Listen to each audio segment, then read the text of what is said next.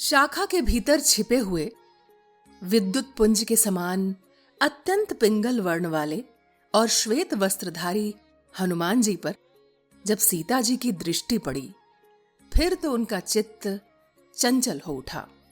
उन्होंने देखा फूले हुए अशोक के समान अरुण कांति से प्रकाशित एक विनीत और प्रियवादी वानर डालियों के बीच में बैठा है।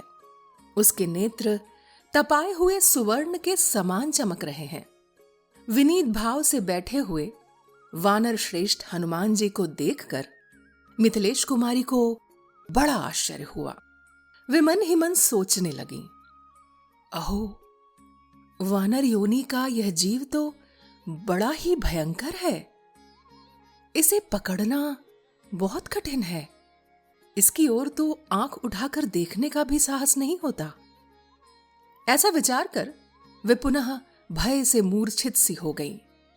भय से मोहित हुई भामिनी सीता अत्यंत करुणाजनक स्वरों में हे राम, हे राम, हे लक्ष्मण ऐसा कहकर दुख से आतुर हो अत्यंत विलाप करने लगी।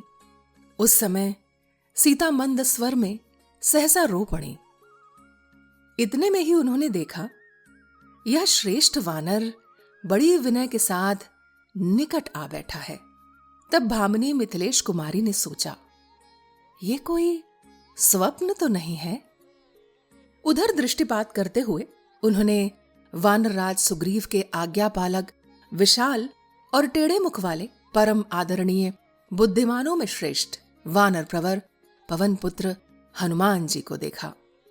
उन्हें देखते ही सीता जी अत्यंत व्यथित होकर ऐसी दशा को पहुंच गईं मानो उनके प्राण निकल गए हों।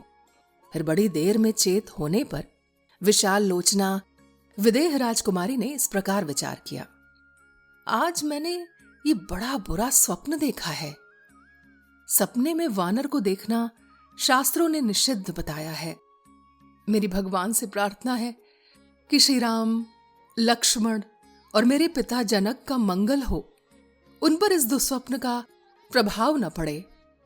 परंतु यह स्वप्न तो नहीं हो सकता, क्योंकि शोक और दुख से पीड़ित रहने के कारण मुझे कभी नींद आती ही नहीं है। नींद उसे आती है जिसे सुख हो।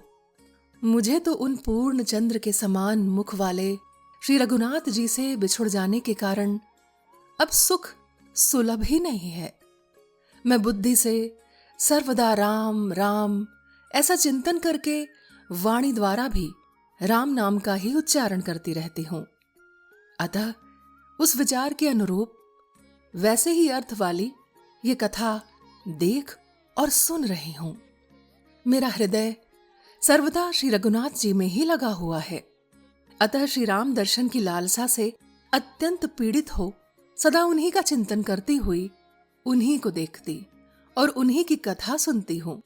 सोचती हूं कि संभव है यह मेरे मन की कोई भावना हो, तथापि बुद्धि से भी तर्क वितर्क करती हूं कि यह जो कुछ दिखाई देता है इसका क्या कारण है।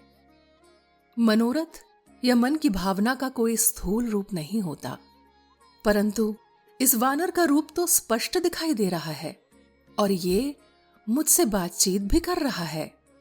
मैं वाणी के स्वामी बृहस्पति को, वज्रधारी इंद्र को, स्वयंभू ब्रह्मा जी को तथा वाणी के अधिष्ठात्र देवता अग्नि को नमस्कार करती हूं।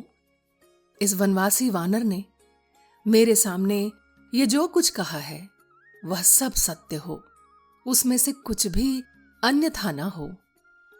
इस प्रकार श्री वाल्मीकि निर्मित आज रामायण आदि काव्य के सुंदर कांड में 32वां सर्ग पूर्ण हुआ।